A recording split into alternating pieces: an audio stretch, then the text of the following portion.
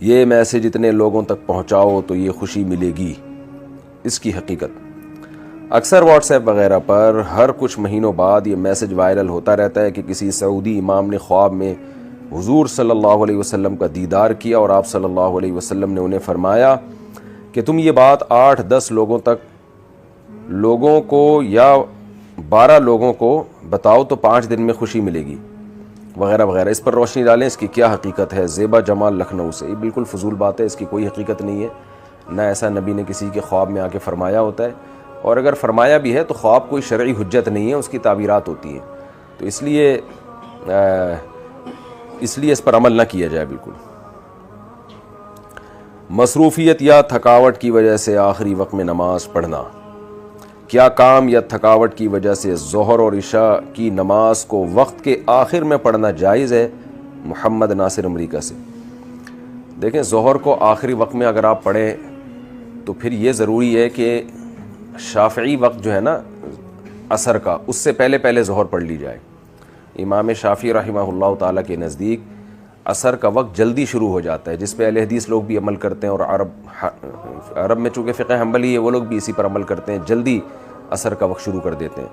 بہت سارے علماء کا یہی قول ہے.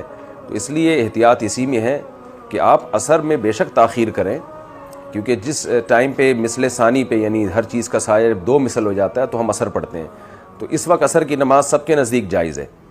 لیکن ظہر میں اختلاف ہو جاتا ہے کہ ظہر قضا ہوئی ہے کہ نہیں ہوئی ہے. تو اس لیے ظہر کے احتیاط کا تقاضا یہی ہے کہ اسے شافعی وقت جو عصر کا ہے اس سے پہلے ظہر کی نماز بہرحال پڑھ لی جائے. اتنی تاخیر کرنا وہ ٹھیک ہے, اس میں کوئی حرج نہیں, لیکن اس سے زیادہ تاخیر نہ کی جائے. اور رہا مسئلہ عشاء کی نماز کا, تو عشاء کی نماز میں بھی اگر کسی عذر سے تاخیر ہو رہی ہے تو 1/3 تک تاخیر کی جائے. بہت زیادہ آدھی رات کا آدھا حصہ گزرنے کے بعد اتنی تاخیر کرنا پھر یہ مکروہ ہے, یہ ناپسندیدہ ہے. عورت کا دوپٹے پر سجدہ کرنا. عورت اگر دوپٹے پر سجدہ کرے گی تو نماز ہو جائے گی؟ عزیز الرحمن آسام سے. جی ہاں, ہو جائے گی. تقریب میں مرد خواتین والے حصے میں آ جاتے ہوں تو شرکت کا حکم. اگر تقریب میں پردے کا انتظام ہو لیکن وہاں مرد بھی آ جاتے ہوں تو کیا ایسی دعوت میں خواتین کا جانا جائز ہے؟ احمد خان. اگر سیپریشن ہے, سیپریٹ انتظام کیا گیا ہے خواتین کے لیے, تو خواتین کے لیے اس محفل میں جانا بالکل جائز ہے. رہا یہ مسئلہ کہ پھر بھی مرد اس میں گھس آتا ہے تو پھر یہ مرد غلط کر رہا ہے.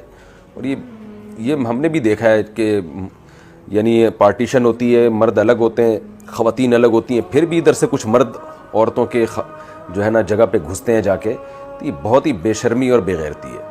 جب پارٹیشن ہے تو اس کا مطلب یہی ہے کہ یہاں یعنی خواتین کے لیے الگ انتظام کا مطلب یہی ہوتا ہے کہ ادھر مردوں کو الاؤ نہیں ہے. تو یہ تو ویسی بے شرمی کی بات ہے جب پردہ لگایا ہوا ہے, اور یہ گویا پردہ لگانا اس کی علامت ہے کہ یہاں ہم نے اسی لیے لگایا تاکہ مرد الگ رہیں عورتیں الگ رہیں. تو کیا اس سے اتنی بات سمجھ میں نہیں آ جاتی کسی بھی مرد کے لیے کہ آپ کا وہاں جانا الاؤ نہیں ہے؟ پھر بھی گھس رہے ہوتے ہیں, اور ہم نے دیکھا ہے, اور جس سے باپردہ عورتوں کو بڑی تکلیف بھی ہوتی ہے کہ بھئی کیوں گھسے چلے آ رہے ہو. تو یہ بہت ہی بری حرکت ہے, اور خاموش نہیں رہنا چاہیے ایسے موقع پہ. خود خواتین کو احتجاج کرنا چاہیے. مرد کو تھوڑی شرم دلائی جائے نا, تو عورتیں جب شرم دلائیں تو امید ہے اس کو شاید کچھ شرم آ جائے. تو جیسی کوئی مرد آئے تو خواتین احتجاج کریں. بھائی اس کو منہ پہ بول دیں کہ آپ کا کیا کام ہے یہاں پہ, یہ جو اتنا بڑا تمبو لگا ہوا ہے یہاں, یہ اس لیے تو لگا ہے تاکہ وہ والے لوگ ادھر نہ آئیں, تو آپ کیوں گھوم رہے ہیں یہاں پہ؟ چونکہ لوگ کہتے نہیں ہیں تو اس لیے پھر وہ بے شرم مرد جو ہے وہ گھسے چلے جا رہے ہوتے ہیں. تو اس لیے یہ بری حرکت ہے, اس پر احتجاج بہرحال کرنا چاہیے.